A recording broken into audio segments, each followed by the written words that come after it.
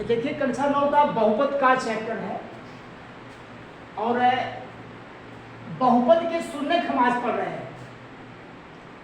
इसमें देखिए प्रश्नावली 2.2 का पहला प्रश्न है, निम्नलिखित पर बहुपद 5x - 4x² + 3 के मान ज्ञात करो। यानी जो व्यंजक दिया है इसमें हम इनके आधार पे इस व्यंजक का मान ज्ञात करेंगे। कैसे ज्ञात करना है? देखिए एक बार x बराबर 0 रखना है, दूसरी बार x बराबर -1 रखना है और तीसरे में दे रहा है x बराबर 2 रखना है। हम पहला सवाल हल कर रहे हैं। समीकरण 5x - 4x² + 3 में x बराबर 0 रखने पर देखिए जहां जहां पर x है वहां पे 0 हम रख देंगे। यहाँ 5x है यानी 5 गुणे x, यहाँ लिखेंगे 5 गुणे 0 माइनस 4x², 4 गुणे 0 का स्क्वायर, 0 का स्क्वायर क्यों? जहां पे x है वहां पे हमको 0 रखना है, प्लस 3। अब इसको हल करेंगे, ये 5 0 0 हुआ, माइनस 4 या 0 का गुणा 0 से करोगे, ये 4 से करोगे ये 0 आएगा, प्लस 3। फाइनली आपको क्या बचा? ये 0 तो खत्म हो जाएंगे, -0 है प्लस 0, 0 है तो 0 हो जाएगा, प्लस 3। ये आपका आंसर होगा। इसमें अगला सवाल आप लगाते हैं, देखिए अगला देखिए दूसरा, x बराबर -1 रखने पर लिखेंगे x बराबर -1 रखने पर ये व्यंजक यहाँ पे लिखा हुआ है, सीधे लिखते देखिए 5 गुणे -1। देखो कैसे लिखेंगे इसको, यहाँ पे कोष्टक बनाएंगे, गुणे का निशान फिर माइनस का निशान, दोनों के बीच कोष्टक रहना जरूरी है।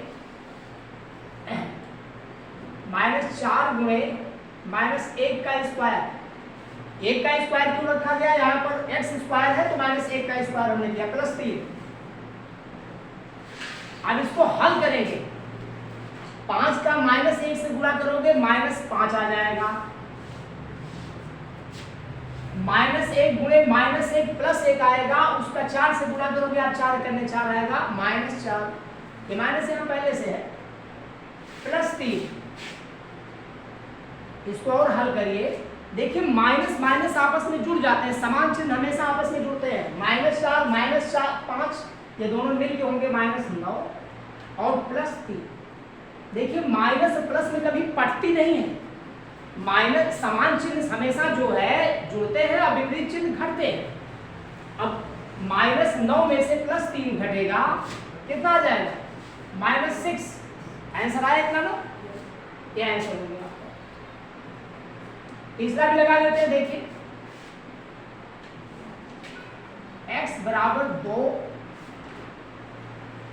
रखने पर, चलिए ये 5x 5 गुणे 2 लिखेंगे हम, x बराबर 2 रखना हमको, -4 गुणे 2 तो लिखोगे लेकिन इसका स्क्वायर करोगे क्योंकि यहाँ पे स्क्वायर है, प्लस 3 बराबर, हल करिए इसको, 5 दूनी 10,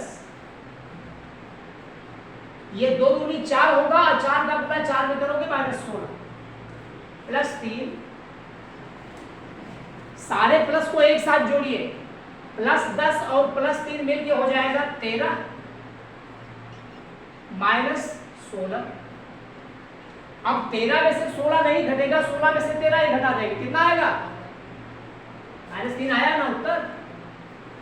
ये देखिए इस तरीके से ये तीनों प्रश्न जो है हल हो गए।